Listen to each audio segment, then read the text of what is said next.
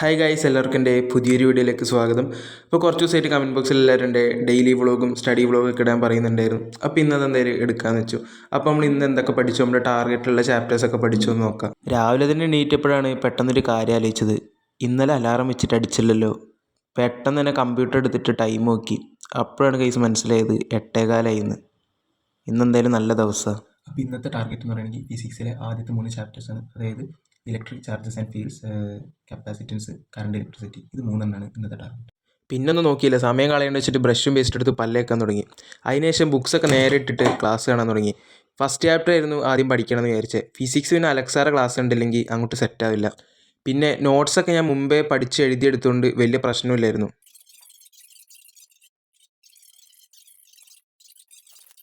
അതിനുശേഷം ചാപ്റ്റർ പകുതിയായപ്പോൾ തന്നെ നല്ലോണം വിശക്കാൻ തുടങ്ങി. നേരെ ബുക്കും മടക്കി വെച്ച് ഫുഡ് കഴിക്കാൻ പോയി. പുട്ടും പഴമായിരുന്നു ഇന്നത്തെ രാവിലത്തെ ഭക്ഷണം. അതിനുശേഷം പിന്നെയും നേരത്തെ പോലെ പഠിക്കാനിരുന്നു. അങ്ങനെ നമ്മൾ 1 മണിയായപ്പോഴത്തേനും അടിപൊളിയായിട്ട് ഫിസിക്സിൻ്റെ ഫസ്റ്റ് ചാപ്റ്റർ കംപ്ലീറ്റ് ചെയ്തു.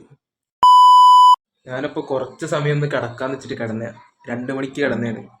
എണീറ്റപ്പോൾ ഇപ്പോൾ 4:15.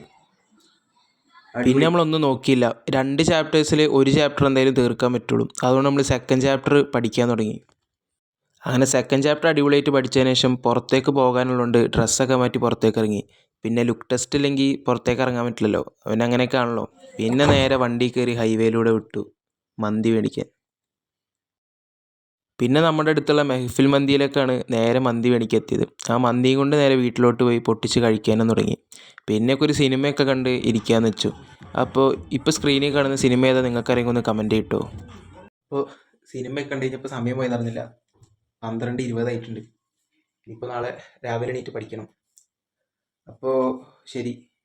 അതല്ല നിങ്ങളൊരു ചോദ്യം ചോദിക്കാൻ ചാൻസ് ഉണ്ട്. ഇമ്പ്രൂവ്മെൻ്റ് എവിടെയാണ്? ഇമ്പ്രൂവ്മെൻറ്റിനായിട്ട് പറയുകയാണെങ്കിൽ